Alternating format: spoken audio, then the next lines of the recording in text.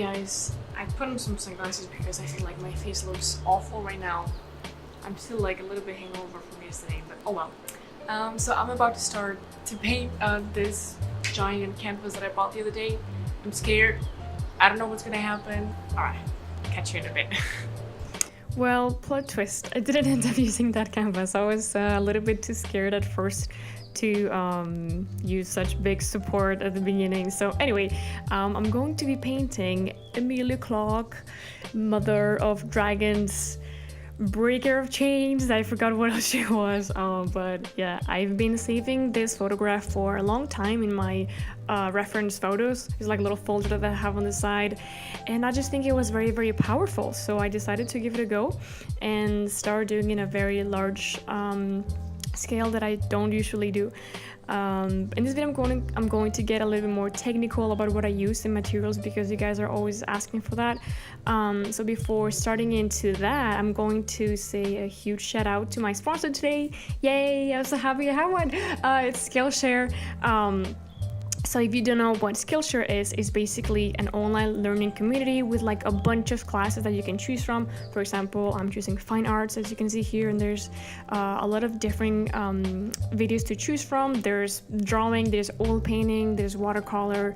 The one that I liked the most was this one by Jia Sung, which is a painter and illustrator, and the way she approaches a self-portrait is really, really interesting. It reminds me of how they did it, or they taught us in fine arts school.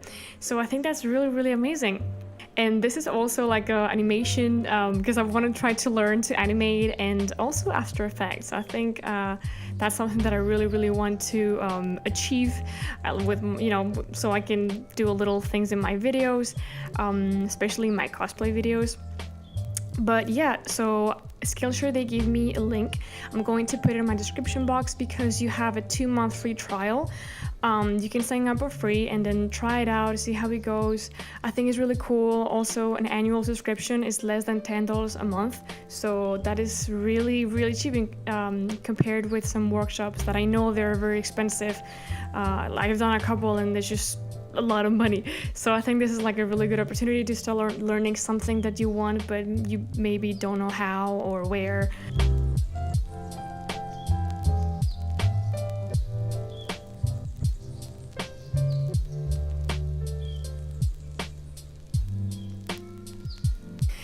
So moving on to the painting, as I said, I'm going to try to explain what I'm doing, although it's very hard because sometimes I'm more driven by my intuition than a technical skill. But for example, right now what I'm doing is I'm using some burnt sienna oil painting. The brand that I use is Gamblin. Gamblin is a really amazing brand. They are based in Portland, and the quality of the oils is just so good. It's so good. But I started painting with like very, very cheap oils, you know, that little kit that maybe your uncle or your aunt or your mom gives you for Christmas. So yeah, don't worry if you don't have the perfect materials. You will eventually build your own kit and the things that you need. So I started with this layer because I feel like the white of the canvas is very it's very, how to say this? I feel like with the burnt sienna, it established some values, so it's not as white. So it also helps me with my underpainting and the shadows that are going to peek through eventually. You will see in a little bit how this base coat or how this underpainting is going to help me in the future. If I'm being honest, I know I say this a lot, but it's just the truth. I was going to give up like now and then in the next 10 minutes, and I actually put it on a side. I waited for like a couple of days, and then I picked it up again. So that's how it goes. Not everything is like as smooth as it seems. Anyway, so here I'm using this Treacle, I think that's how you say it, Treacle brushes, and again, they're very, very nice quality. They're just so soft, and especially this one that is like flat. I love the ones that are flat. I feel like you can get really cool shapes and in a very clean way, because I have some of the cheap brushes, but you can tell they don't pick up the oil as good as this one. But anyway, I'm gonna have all my materials this time in the description box. I usually don't put them, but this time I will. And yeah, so here for example, I'm just like, I don't really know what I'm doing. I know that I'm just trying to, what I'm doing is I'm trying to look at the reference photo and making my eyes a little bit blurry so I get the general shapes. I'm not going to get into details until later on. And yeah, the one thing that I struggle with a lot is the shadows. I feel like I've talked about this in a previous video or something, but I feel like I don't really know what color are the shadows sometimes, and I feel like you can make the shadows any color. You can make them blue or green or orange or red. It's a matter of preference, but that's how I struggle, and I've tried to use a different palette, like more into the blues and the purples, but I just can't. I just can't. I'm always driven by these warm tones. It just feels good to me. It feels right, and I know that it's also very nice to change every once in a while, and I've tried to change my palette, but I just don't know how to do it. Seriously, that's it. There's no mystery to it. Anyway, so now that I have like some basic tones established, although I was pretty lost here, to be honest. That blue, it was like killing me. I'm like, why do I have blue on top of those? Anyway, I'm going to add some of the dark tones, for example, in the mouth area and in the eye. And something that I always like to do, that I feel like a lot of you have noticed, is I just don't like finishing everything, especially this is such a big portrait that the main thing is the features in the face.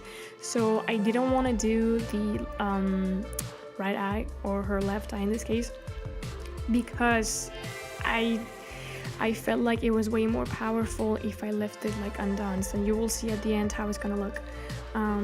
But yeah, this is throughout like probably 3 days again of like leaving this on the side, picking it up again, staring at it for a long time, looking at other artists that inspire me, like Jenny Savy. I hope I'm saying this correct. We studied her in college, so yeah, I was introduced to her work at a earlier age, and she's amazing. And oh my goodness, I'll put some images on the screen so you guys can see. And I was very inspired by her, as you can see in the eyes and the brush strokes. And this is not really how I usually do it, so I thought it was really cool to look up other artists' work. It's always very, very inspiring. So this is just me looking at it, seeing what's not working, what do I need to change. For example, in my case, it was the regard, which is also the main focus. If you look at the picture of reference, you know, that's all of the weight is in her eyes and in her mouth. I feel like when you're about to cry, your mouth gets really puffy, and I believe this photo was taken, or at least that's what the title was, when something like her father didn't believe in her, or something that she should be a waitress, you know, instead of an actress. So it's kind of like a feeling of not following your dreams, or feeling stuck, or feeling that you're basically not enough to pursue your dreams. That's what this meant to me. And I also have like really bad anxiety sometimes with like my work and myself, and I feel like this was also a way to just, you know, make it into something, you know, get all these feelings inside me and just put them here and just let it go. And that is also like very nice. That and going to therapy, that is really good. So yeah, this is like a mixture of just self-doubt and I don't know, honestly, that's like up to you. I think this is my mom called, so sorry for the phone. But yeah, I'm just going and adding more layers. I didn't want to overdo it, you know. It's also very important to understand when a painting is finished and when to keep going. Sometimes we end up screwing it because we add too much instead of too little. And it's also very important to take a break and to look at your work. It is very, very important. Observation is a huge part of the process as well. But yeah, and yeah, I don't know, honestly, I don't know what I'm doing here. I just think I'm adding a little bit of more texture, especially on the right side. But yeah, I hope you guys enjoy this. I know this was very different. I love to paint like beautiful ladies with roses, like I love that. But sometimes your body and your brain is asking for something else. That's why in my last video I tried something else, that it was Elio, and it was like a guy, a boy, not a woman. Yeah, it's even if your work doesn't end up the way you want to, there's always a lesson to learn, and I think that's very important to understand. Don't get frustrated, but I mean, hey, I get frustrated all the time. But just so you know that you're not alone, that I feel like every artist, even the ones that you admire the most, get frustrated with their work, and I'm pretty sure they've, wanting to give up a lot of times. So yeah, thank you so much for joining me today, and thank you so much to Skillshare for sponsoring this. This really helped me a lot to live in LA and basically making it every month. So that means a lot. I'll see you guys very soon, and sending you hugs. Bye. Bye.